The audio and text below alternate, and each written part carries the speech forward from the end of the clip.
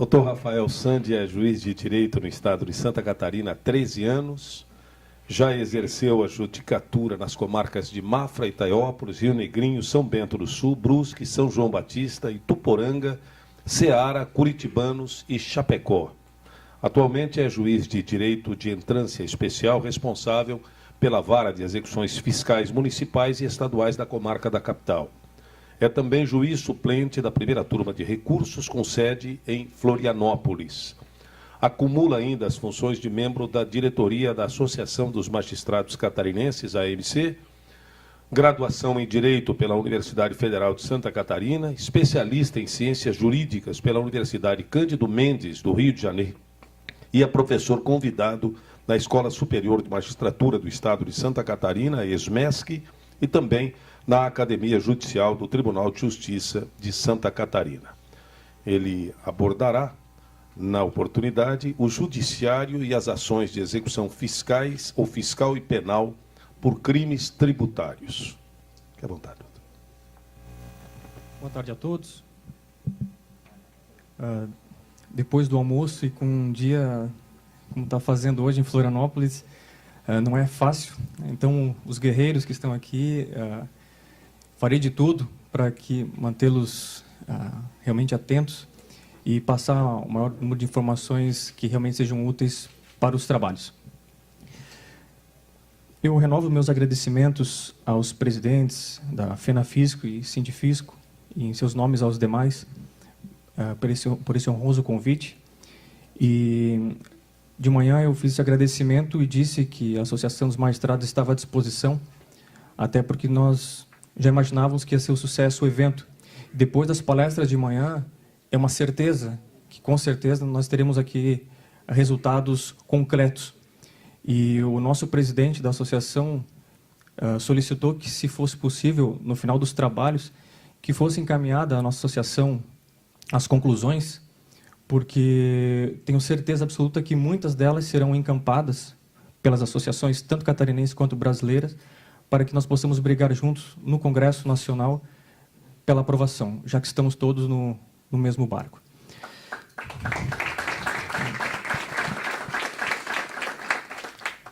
E já iniciando o tema, em razão do pouco tempo que teremos, eu fiz algumas alterações. O tema inicial era sobre execução fiscal e as ações penais criminais. E no período da manhã, o Dr. Giovanni abordou exaustivamente a questão criminal muito bem. As conclusões que eu havia chegado são exatamente as mesmas, sobretudo o disparate da causa de extinção da punibilidade pelo pagamento. Então, para que não seja repetitivo e para que eu possa me aprofundar mais no tema que me parece mais importante e voltado à minha área, que é a execução fiscal, eu alterei um pouco o meu programa e vou me ater com mais profundidade, de maneira mais técnica, e farei isso porque, como os trabalhos aqui eles terão um resultado, para ter um resultado, então eu vou trabalhar os argumentos realmente com a maior profundidade possível. Vou dividir da seguinte maneira.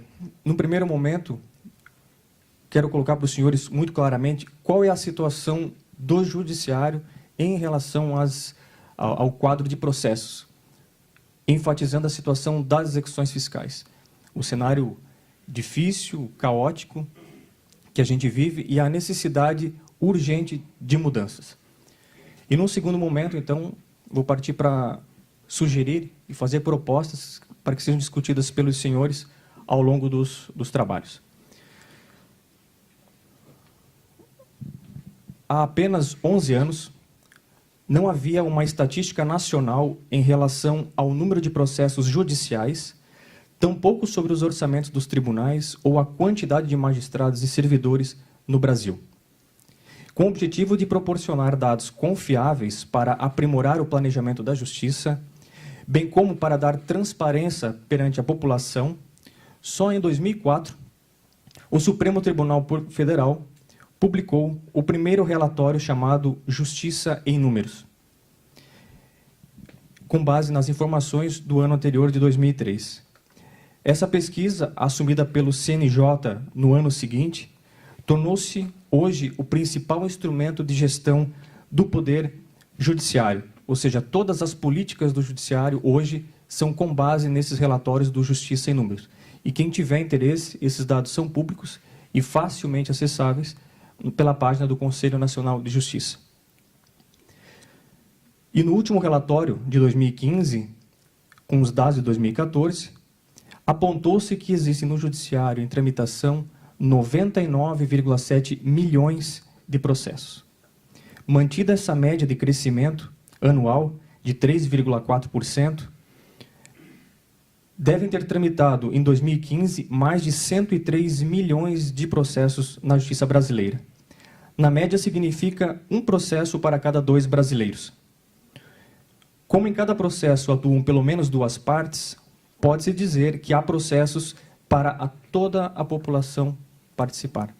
Isso coloca o Brasil como um dos países de maior litigância no mundo. Agora, esses números, eles mentem. E eles mentem muito por si só. É preciso analisá-los. Desse universo de 100 milhões de processos, o grande litigante do país é, por incrível que pareça, o poder público. Tanto a União, estados e municípios. O levantamento CNJ mostra que a maior porcentagem das ações que ingressam na justiça se referem a matérias tributárias, da alçada dos senhores, previdenciárias e direito público em geral. Esses dados mostram que o poder público, em certa maneira, se utiliza do judiciário também para protelar o cumprimento de suas obrigações. E não só o poder público, como também, e principalmente, as empresas que, de alguma forma, prestam serviços regulados. E aí eu falo das telefonias, das instituições financeiras em geral, que ocupam grande parte do trabalho da justiça. Esse relatório ele escancara um motivo que faz da primeira instância o grande problema da justiça brasileira. É lá na porta de entrada que está a maior parte dos processos em tramitação. De cada 10 processos, 9 estão com o juiz de primeiro grau. Apenas 1 nos tribunais. Em 2014, os juízes de primeiro grau conseguiram julgar o equivalente a 90% dos casos que ingressaram. Mas não é suficiente. A cada ano, o estoque vai aumentando. Um dos grandes complicadores do desempenho da primeira instância são justamente os processos de execução, e agora sim, incluída as execuções fiscais. Embora tenha capacidade para julgar praticamente o número de casos que chegam novos ao judiciário, os juízes têm de enfrentar o acervo de processos. E há pouco eu conversava com colegas aí de outros estados que dizem e que relatam a mesma realidade que os senhores vivem. O estoque, aquele acervo que muitas vezes diz os estados têm bilhões de dívidas a serem cobradas e é crédito podre. Na justiça, o problema não são os casos novos, são aqueles antigos, 20, 30 anos, que invariavelmente não têm solução, mas que exigem o trabalho. Qual é a solução?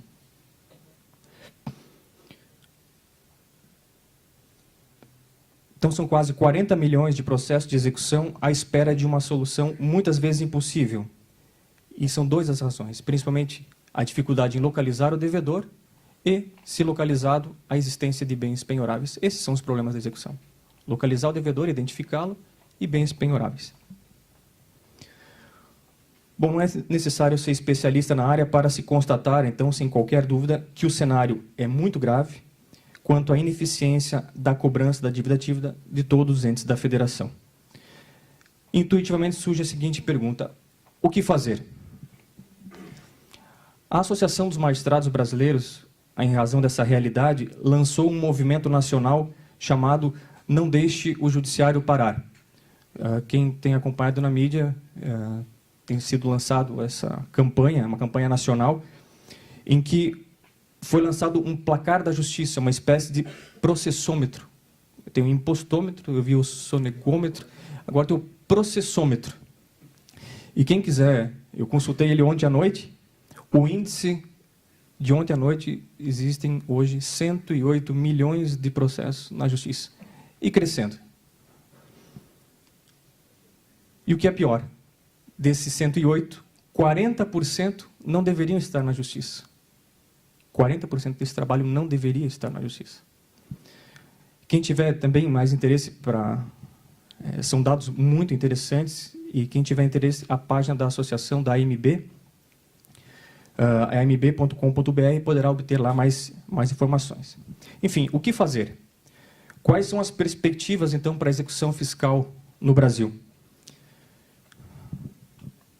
E agora vem o ponto fundamental, que vai ser o ponto principal da minha palestra, da minha conversa com os senhores, que é manter o modelo atual, prosseguir com uma execução fiscal totalmente judicial, totalmente dentro do judiciário, continuar com esses números que até hoje não deram certo, já que a lei é da década de 80, me parece que a resposta é óbvia, né? Não dá. A outra pergunta, uma das propostas, migrar para um modelo de execução fiscal totalmente administrativa, integralmente administrativa, como existe em alguns países, como existem propostas em tramitação, e pelo que eu analisei, me parece que a proposta número 2 da FENAFISCO, que vai ser discutida, pelo que eu entendi, dentro do contexto que os senhores terão que discutir e votar, me parece que o principal assunto é esse, né? Partir, eventualmente, para uma ideia de uma execução fiscal administrativa. Que daí existem correntes favoráveis ou contrárias, ou adotar um modelo misto, em que há uma fase administrativa mais consistente, em que não há o retrabalho, ou seja, tudo que é feito na fase administrativa é também aproveitado na fase judicial. E este modelo, eu já antecipo, este modelo é um modelo que particularmente sou favorável, é um modelo que a Associação dos Magistrados Brasileiros, dos Juízes Federais, da Procuradoria da Fazenda Nacional e da Universidade Fluminense, se não me engano, realizaram estudos e apontaram que esta seria uma solução mais palatável, ou mais, como o deputado colocou muito claramente, a questão da praticidade, né? Tem que ser prático. Me parece que esse é o melhor caminho, e é por aí que eu vou seguir agora e abordar com os senhores.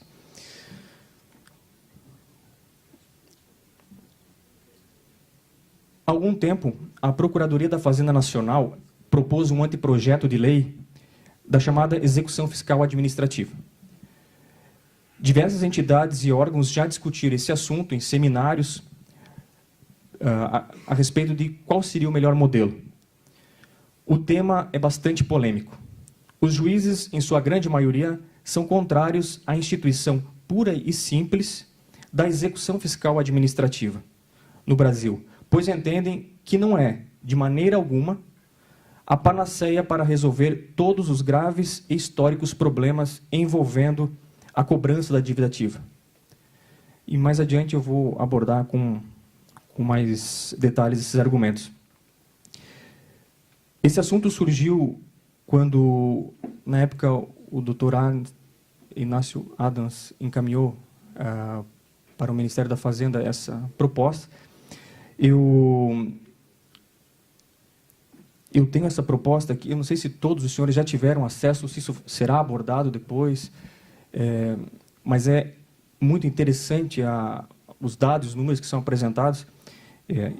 Eu compilei aqui o máximo que eu pude, mas em razão realmente do horário, e eu acho da necessidade de nós termos um diálogo maior do que um monólogo, eu já vou direto às minhas considerações a respeito do projeto, que na verdade não são só minhas, são com base nesses estudos da AMB e da AJUF. Mas, fundamentalmente, a Procuradoria da Fazenda Nacional, ela propõe 2 anteprojetos, que estão incluídos na proposta 2 que os senhores irão discutir. São 2. Primeiro, transação tributária, cujo foco é o de reduzir o nível de litigiosidade na aplicação da legislação tributária e permitir maior eficiência no processo de arrecadação dos tributos. Esse é um anteprojeto. Se eu não me engano, ele é chamado de Lei Geral de Transações, de maneira muito genérica, por essa palavra que se pode pesquisar. E o outro é a cobrança administrativa dos créditos da fazenda pública, sem prejuízo das garantias do executado, de forma a reduzir a necessidade dos atuais instrumentos indiretos de cobrança. Enfim, são 2 projetos. Com relação à transação tributária, não vai ser possível abordá-la exaustivamente aqui, mas, rapidamente, tudo está caminhando para que isso aconteça, em todos os âmbitos, inclusive no direito público. Nos rápidos estudos assim, que eu realizei, uma das federações, os sindicatos de auditores, solicitou um estudo para o tributarista Hugo de Brito Machado e, na opinião dele, seria uma providência inconstitucional, que, pela atividade vinculativa dos auditores fiscais, não haveria essa possibilidade. Mas me parece, do que eu li, é que a maneira com que ele aborda o assunto não é o que foi previsto no projeto. Talvez seja um estudo anterior.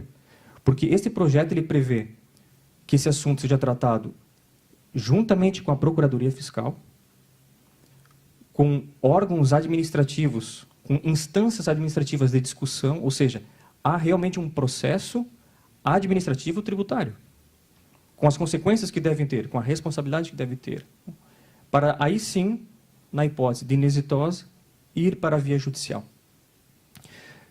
Esse assunto, até, presidente, quando for discutido, a minha sugestão é que se leve em consideração que o novo Código de Processo Civil, por exemplo, embora aplique-se subsidiariamente, mas toda a ideia de justiça que se tem do futuro é, inevitavelmente, partir para conciliação e transação. Claro que dentro de parâmetros previamente estabelecidos em lei, mas que seja possível, sim, aos procuradores e os auditores, dentro de um sistema normativo, encontrar, sim, o melhor caminho para aquele contribuinte. O que significa isso? Melhorar o diálogo entre o arrecadador e o contribuinte. Mas o ponto fundamental do meu trabalho aí, que eu gostaria de me ater mais com os senhores, é justamente a ideia da execução fiscal administrativa. Também, durante o intervalo, conversei com alguns dos senhores e vi que, pelo menos com quem eu conversei, seriam favoráveis a essa medida.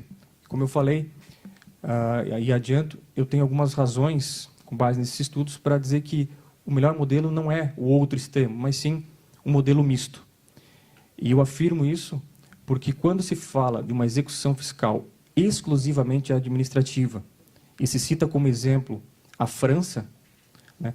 Na França, o judiciário lá ele é dividido, as questões administrativas não são tratadas dentro do judiciário, existe uma instância administrativa. Então, na verdade, é como se o Poder Judiciário brasileiro fosse dividido em um Poder Judiciário que cuide das questões do Estado. É por isso que eu acho que é uma confusão aí, o melhor modelo seria o misto. Pois bem, seguindo. Esse é um tema recorrente e fundamental, do meu ponto de vista. Existindo diversas propostas em tramitação no Congresso. O próprio Conselho da Justiça Federal já apresentou uma proposta para que seja instituída uma execução fiscal administrativa como solução para o desenvolvimento de cobrança de crédito e desafogamento judiciário. Ou seja, o próprio Judiciário, o Conselho da Justiça Federal, já foi, em alguma época, favorável a esse tipo de medida. Agora, a proposta de cobrança administrativa ela é defendida desde a década de 70 pela Fazenda Nacional.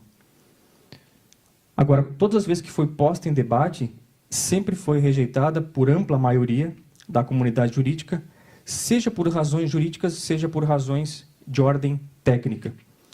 Nos congressos e seminários que foram realizados, se rejeitou expressamente essa proposta, destacou-se que as soluções para a maior efetividade da execução fiscal, mais do que simples alterações legislativas, dependem, sim, de medidas visando adotar as respectivas procuradorias e bem como as várias execuções fiscais de estrutura e meios para agilizar a tramitação dos processos, a despeito, é claro, da necessidade de uma evolução legislativa em alguns pontos. E eu vou citar o caso concreto do exemplo da unidade onde eu trabalho. Atualmente tramitam em torno de 120 mil processos na unidade. Eu sou o único juiz que trabalha na unidade e a minha equipe direta são 3 honrados e grandes servidores. São só 2 do judiciário e inclusive um auditor fiscal estadual, que o Fernando e a Silvânia, que estão presentes, prestigiando, e o seu Mauro, que também está presente aqui, prestigiando. É a equipe da qual eu disponho de assessoria direta para trabalhar com 120 mil processos.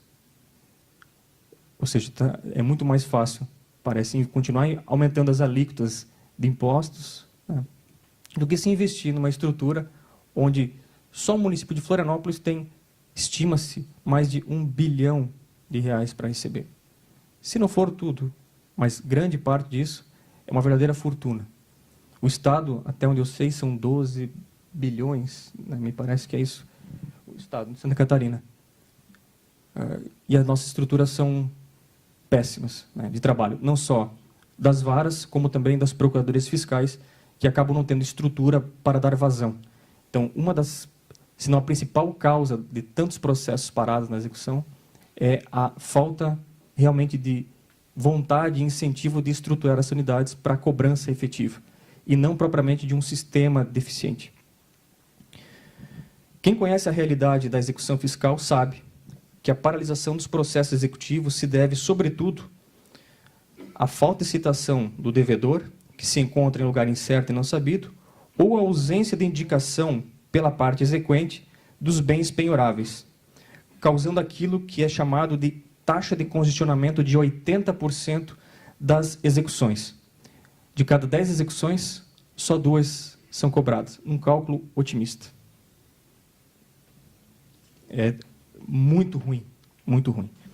O pior é que a maioria dessas execuções paralisadas é alcançada pela prescrição intercorrente, ou seja, todo o trabalho de fiscalização de campo, todo o trabalho dos tribunais administrativos, todo o trabalho das procuradorias, ao final de tudo isso, quando eu tenho que assinar uma sentença de prescrição, é frustrante. É o reconhecimento de que nada funciona. Nada funciona. E mesmo esses processos ficam nos escaninhos, né? Ficam lá, por anos e anos.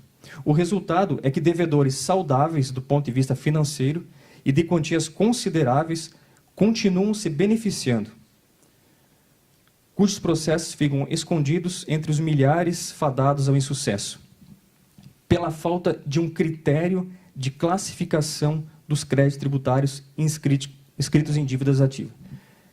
Isso é uma questão interessante, que acredito que o doutor Bruno vai tocar depois. Em Santa Catarina, nós estamos trabalhando fortemente para tentar encontrar a melhor classificação de créditos para priorizar atendimento. Grandes devedores, médios devedores, e aquele crédito que realmente o custo do Estado investido não compense. Precisamos encontrar uma solução para esses casos.